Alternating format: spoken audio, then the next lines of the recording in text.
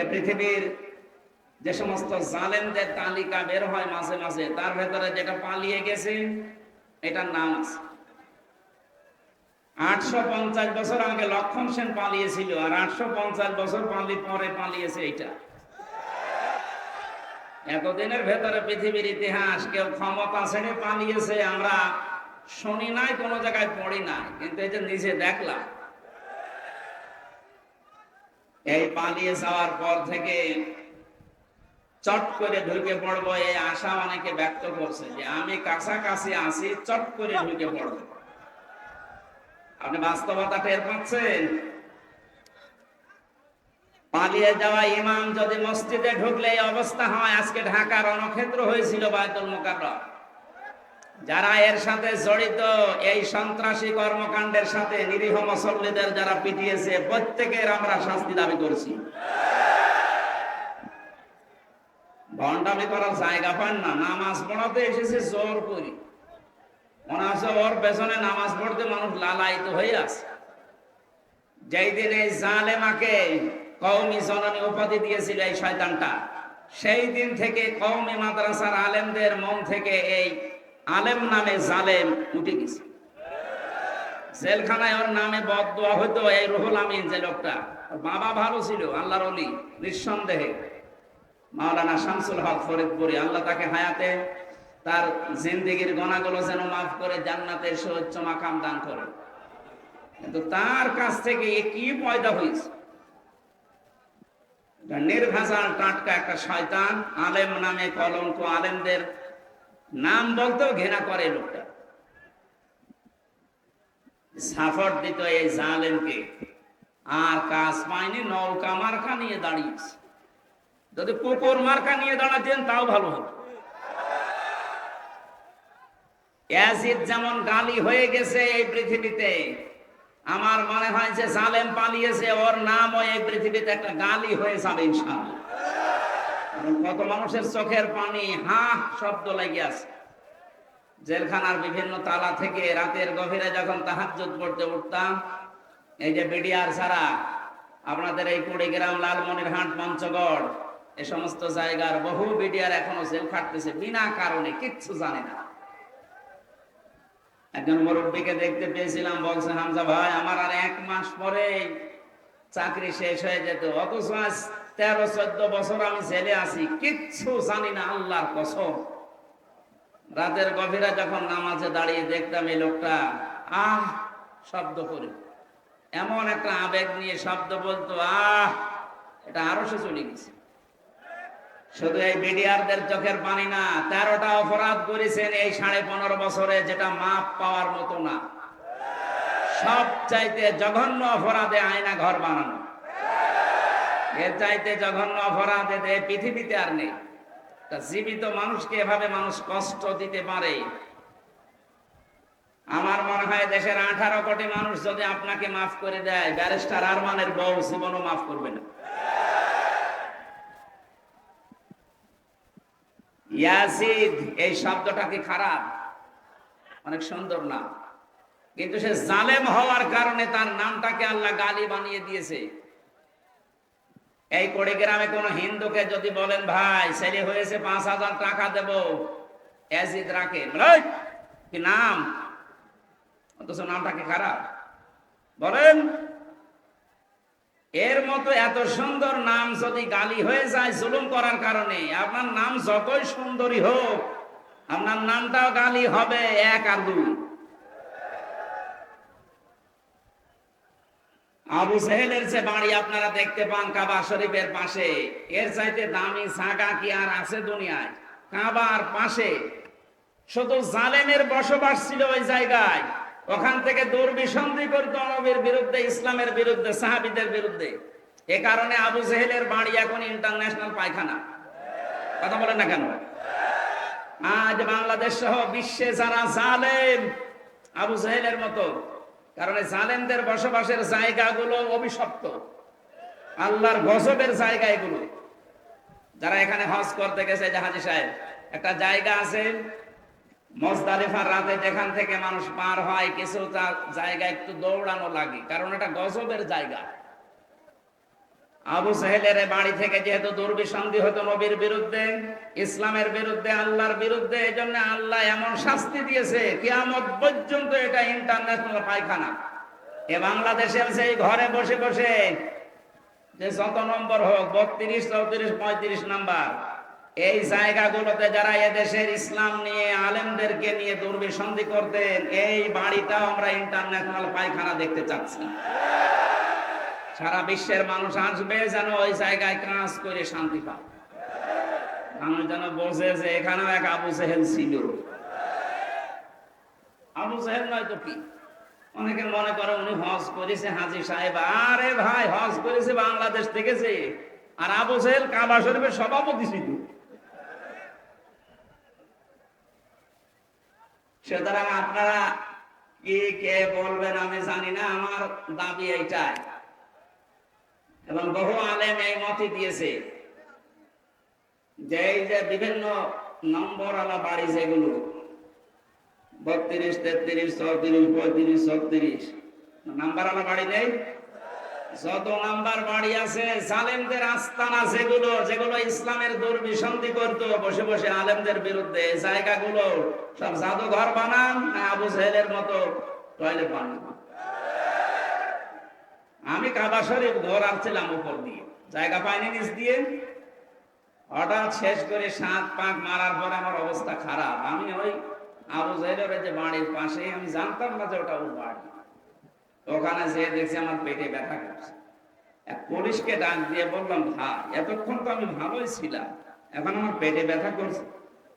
Police আমারে বলছে, ইয়া হাজি ওর হজ্জা আয়না বিলাদুকা, হাজি দেশ কোথায়? যে তুমি বাংলাদেশ।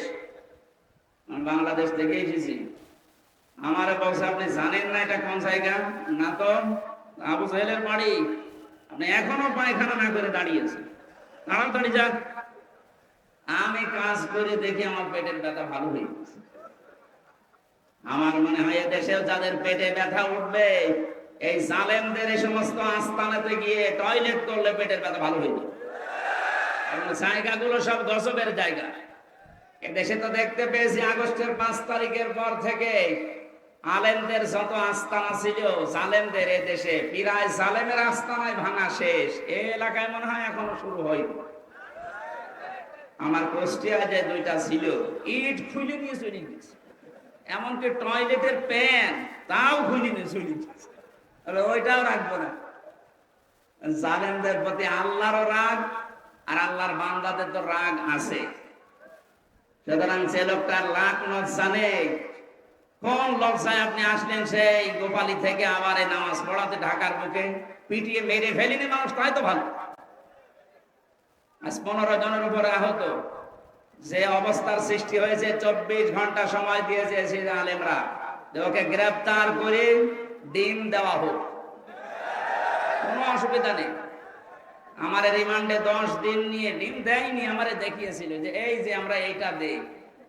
আমাকে শুধু দেখিয়েছেন আর রোজা করেছে। আজকে আমরা সরাসরি ওরে ডিম দিতে চাচ্ছি, রাজি আছে?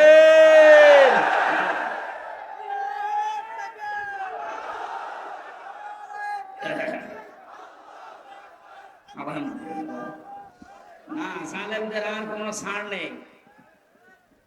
মাওলানা মামুনুল হক জানিয়েছেন এই দেশে যারা জালেম প্রকাশ্য বড় বড় জালেম, যেগুলো 1628 জন বড় বড় জালেমের তালিকা হয়েছে, ওরা আলেমদের তালিকা করত। আমি জেলে বসে আছি কাশিমপুর কারাগারে গাজীপুরে, আর আমার নামে তালিকা করেছে 116 জনের নাম শোনেননি? তার ভেতরে আমার নাম। আমি বলছি আমি জেলে, আর আমার তালিকা হয়ে যাচ্ছে। এদেশে 1628টা চেয়ার ছিল জালেমদের দোসর, এদেরও নামগুলো তালিকা করে করে কুড়িগ্রাম, রাজারহাট মোড়ে মোড়ে টাঙিয়ে দেবে। কিয়ামতের আগে যেন এদেশে কোনো জালেম আর ফিরে আসতে না পারে। চট করে ঢুকে পড়বে। ওর ইমাম শুধু চট করে ঢুকে কি দাবড়ানি খেয়েছে দেখতে পাচ্ছেন না? আপনি আসেন, আপনাকে দিয়ে অনেকে ডুগডুগি বাজাবে, বিশেষ করে রংপুরের আবু সাইদের মা। আমি কয়েকদিন আগে গিয়েছিলাম, ওর বাবা বলছে আমার এই ছেলেটা ছোটবেলা থেকেই প্রতিবাদী। আমার বাবা আমার এই ছেলেটাকে যা করেছে, যারাই করেছে এর সাথে যারাই জড়িত আমরা সবার বিচার আল্লাহর কাছে দিয়েছি। যেহেতু বিচার আল্লাহর কাছে আছে, আপনি এ সাহস জীবনও করবেন না যে চট করে চলে আসবো। আপনাকে কিন্তু এরকম আবু সাইদের মা, আবু সাইদের বাবা বহু বসে আছে বিভিন্ন জিনিস বানানোর জন্য। আমি বানিয়ে বলছি না, বাস্তব এটা। 1000-এর উপরে মানুষ জীবন দিয়েছে 5 তারিখের আগে। আমার কুষ্টিয়ায় 16 জন, আমার সামনে 14 জন মারা গেছে এক জায়গায়।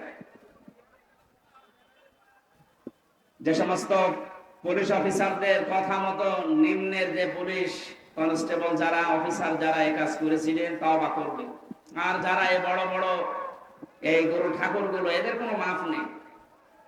আজকে একটা ধরেছে আর্মি মশিউ, এই শয়তানকে যদি জেলখানার ভেতরে এই বিএনপি আর জামাতের লোকজন পায়, ওরা মনে হয় পিটিয়ে বের করে। কারণ আমি তো দেখেছি ওর উপর রাগ কি মানুষের, একেবারে বান্টু একটা মানুষ। ও বলে নাকি যে বিএনপি জামাতের লোক না মানলে আমার শরীরে জোশ আসে না। এবার নেন আর্মির হাতে পুলিশ, পিটিয়ে সোজা করে ফেলবে। এই জন্য সাধারণ পুলিশ কনস্টেবল যারা এই মানুষগুলো হুকুমের আসলে দাস ছিল, এদের কিছু করারও ছিল না। তারপরেও এরা আরো নিরপেক্ষ থাকতে পারত। যে মানুষগুলো হুকুম দিয়েছে, এই যে বেনজির, কিসের বেনজির? ওর কোনো নজির নেই। এই লোকটা সহ এখন যারা জেলখানায় আছে, পুলিশের সাবেক আইজি, এর আগের আইজি, এরপরে কিছু মানুষকে ওএসডি করেছে, আর যারা ধরা পড়তেছে, আর ওই যে হাউন আঙ্কেল আছে, হাউন আঙ্কেল,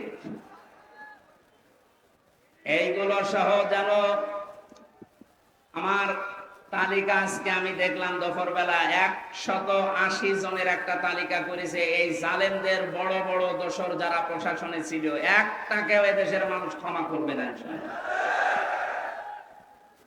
জুলুম করলে আল্লাহ মামলা দেবে তিনি জানিয়েছে, আর আমরা তো 100টা দেব।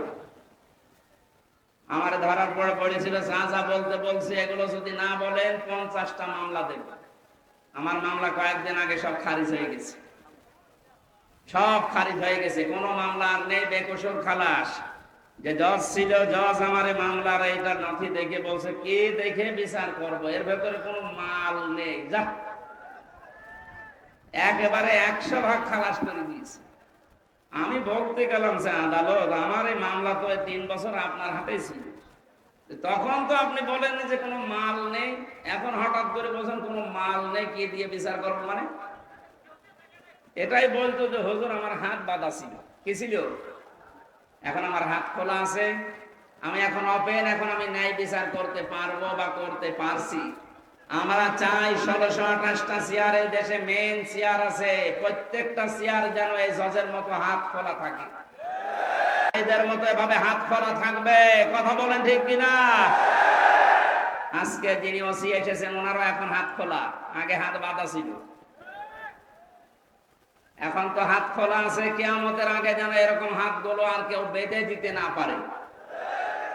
কি কথা বলছেন না কেন? আজকে রাত 12:30টার জরিপ দেখেননি? বিবিসি এবং আল জাজিরা থেকে একটা রিপোর্ট এসেছে, আন্তর্জাতিক সংস্থা। ওরা দিয়েছে দেশে 100 জনের 14 জন মানুষ এখনো পর্যন্ত জালেমদের সাপোর্ট করে যাচ্ছে। ঘুঘু দেখেছেন আপনি? ঘুঘুর ফাঁদ দেখেন, টের তো পাচ্ছেন না কিছু। 100 জনের 28 জন এখনো পর্যন্ত বিভিন্ন জিনিস মেরে খাওয়া ধান্দায় আছে। আপনারা থামবেন।